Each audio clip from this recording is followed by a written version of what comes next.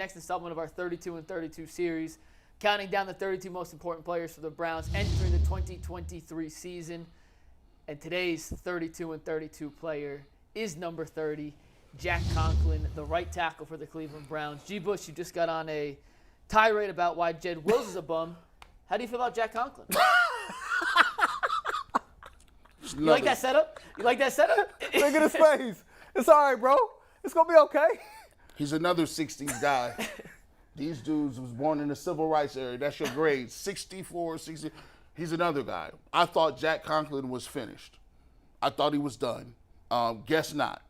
They give him an extension, and I'm confused with this. He's been hurt 3 years while he's been here. His grades have never been in the 70s while he's been here. Now, I loved the pick when he got here. I loved him getting from the Tennessee, and I like what he can do when he's fully healthy. My thing is offensive linemen don't just get healthy overnight, right? Once you start getting injured, it's just you're going to miss some games. And it looks like he lost some bend in his legs. He was already a lean, athletic guy. He's standing upright a lot, and he's getting injured. My thing is, if it comes down to Nick Chubb, once again, this is going to hurt them because they gave him an extension, and this guy's getting $12, $13, $14 million. And so, yeah, it looks good if it works, but if he gets hurt next year, what are we doing? Like, what are we doing at that position? And I feel like DeJuan Jones could play at that position. I feel like Hubbard could play at that position. I feel like there's some guys that they got ready to go that they could play that could be in that position. Now, this is a gamble. I think that they think that he's going to be better than what they can find on the market. And maybe they're thinking, look, we know Jedrick Wills is trash. We know his play has been trash the last 3 years, and we not going to sign him. So we can't have two tackles that we trying to try out that are young. We want some sort of continuity. So, okay, good. We'll see if it works out. But for me, I just thought that was a reach. I thought it was a crazy reach. Yo, hey, not to cut you off, the chat said everything scares McNuggets. Barbecue sauce scares McNuggets. I love barbecue sauce. He did, in fact, comment everything scares me. Speaking of stuff that scares me, have y'all seen the numbers on Jack Conklin's extension? I remember it being $80 million. Yeah. I don't remember the cap numbers being this. This year's cap hit, $7.8 million. Okay. Next year's cap hit, $13 million. The year after that, 19.5. The year after that, 20.5. They can't cut him before 2026 without taking a dead cap hit of $12 million plus. That is. So Jack Conklin, I was not ready to say you're the right tackle of the future, but guess what, buddy? You better stay healthy because they don't have a way to get out of your contract, which now means DeJuan Jones, if he's going to play, has a much better chance at filling in at left tackle than right tackle because you can't get out of this money. Take a look. I knew it was a 4-year, $80 million extension or 4-year, $60 million, but I didn't realize it was spread out that way. Andrew Berry usually does it opposite.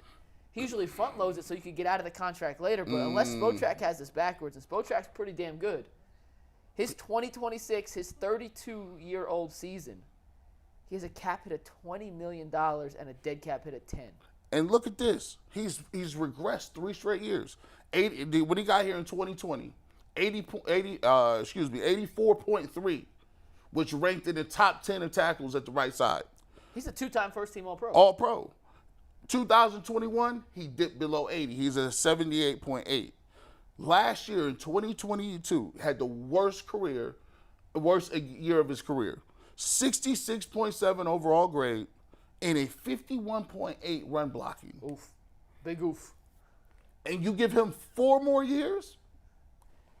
That looks crazy. Andrew Berry must think it's hard to find tackles on the open market that are better than what they have, which maybe he can't scout them. Or they can't scout. Exactly. So Because that's the two you got right now. Not great. I know we got to move on in 1 second, but real quick on Jack Conklin. Deshaun Watson plays a different style of quarterback than anyone he's ever blocked for. Yep. Deshaun Watson takes a lot of sacks because he's always trying to extend plays. That's one of the beauties of Deshaun Watson. Right. I am interested to see, especially on the outside with Conklin and Wills, how they handle the scramble aspect of Deshaun Watson and if they're capable. They might not be. And to answer all the questions about Jed Wills, if he's not capable of handling the scramble options and keeping his guy from getting to Watson when he's outside the pocket, then his ass is gone. I'll say this, Conklin, though. the same thing. You got last point, then we'll move on. I'll say this. The only thing I'm worried about with Conklin, of course, is the injuries, right? health. Right. If he's healthy, I trust that he can get out there and handle his business. But if he's not, Jedrick Wills played right tackle At Alabama. And I think you can slide him to right tackle, and maybe he can be more productive. But that's all precedent on James Hudson taking the next step, DeJuan Jones developing into DeJuan who we played right think. tackle at Ohio State too. Yeah, though. he So played they right got a tackle lot of there guys too. that So are- it's one of those situations to where, you know, you got some options. I like the depth. I like the fact that you got a multiple guys on the offensive line that can play multiple positions. And of course, you got Bill Callahan coaching them up. Best so of the best. it kind of keeps me confident that no matter what happens, that group will be okay.